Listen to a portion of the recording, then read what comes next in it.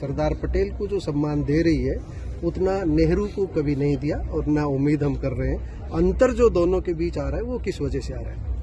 देखो, नेहरू जी को तो हमारी कांग्रेस पार्टी ने खूब चढ़ाया और चढ़ाने लायक भी थे। उन्होंने बहुत अच्छे भी काम किए थे, लेकिन नेहरू जी की और सरदार पटेल की कई बातों के ऊपर बनती नहीं थी और उस वजह से कांग्रेस पार्टी के शासन के दौरान सरदार पटेल की जो योगदान था उसको थोड़ा बहुत धीमा किया जाता था। हमारी सरकार और हमारे प्रधानमंत्री जो हम समझते हैं कि उनके साथ अन्याय हुआ है, उसी को सही दिशा में लाने के लिए ये स्टैच्यू ऑफ लिबर्टी भी बनवाया और ये मार्च वगैरह भी करने लगे। तो मैं समझता हूँ दोनों बराबर के योगदान थे देश को उन्नति करने के लिए।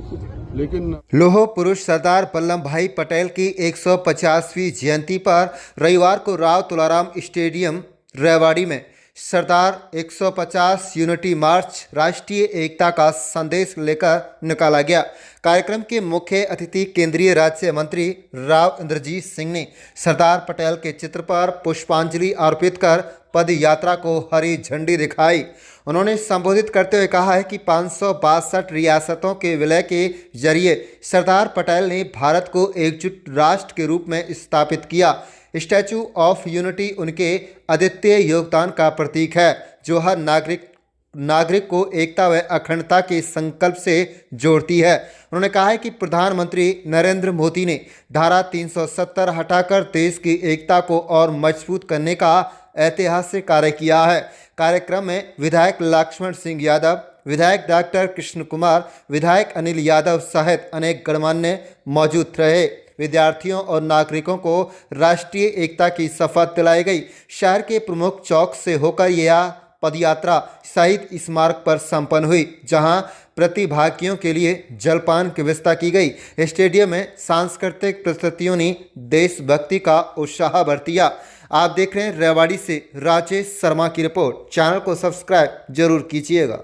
एक वॉक निर्धारित करी गई है सारे देश के अंदर। ये समाप्त हो जाएगी 25 नवंबर को और 26 नवंबर से लेकर के और 5 दिसंबर तक गुजरात के अंदर सब कोने से लोग इकट्ठे होंगे और मार्च करेंगे स्टैच्यू ऑफ लिबर्टी तक।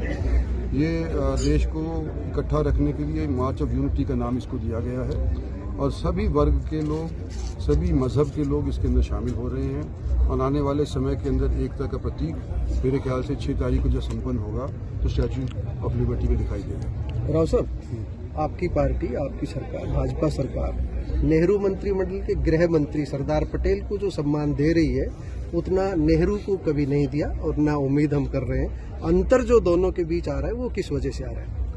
देखो, नेहरू जी को तो हमारी कांग्रेस पार्टी ने खूब चढ़ाया और चढ़ाने लायक भी थे। उन्होंने बहुत अच्छे भी काम किए थे, लेकिन नेहरू जी की और सरदार पटेल की कई बातों के ऊपर बनती नहीं थी और उस वजह से कांग्रेस पार्टी के शासन के दौरान सरदार पटेल की जो योगदान था उसको थोड़ा बहुत धीमा किया जाता था। हमारी सरकार और हमारे प्रधानमंत्री जो हम समझते हैं कि उनके साथ अन्याय हुआ है, उसी को सही दिशा में लाने के लिए ये स्टैच्यू ऑफ लिबर्टी भी बनवाया और ये मार्च वगैरह भी करने लगे। तो मैं समझता हूँ दोनों बराबर के योगदान थे देश को उन्नति करने के लिए।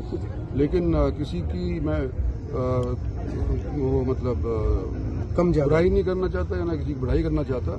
ये दोनों अगर नहीं होते उस टाइम के ऊपर तो हमारे देश के अंदर जो आज की स्थिति है वो शायद ना होती और ना प्रजातंत्र होता।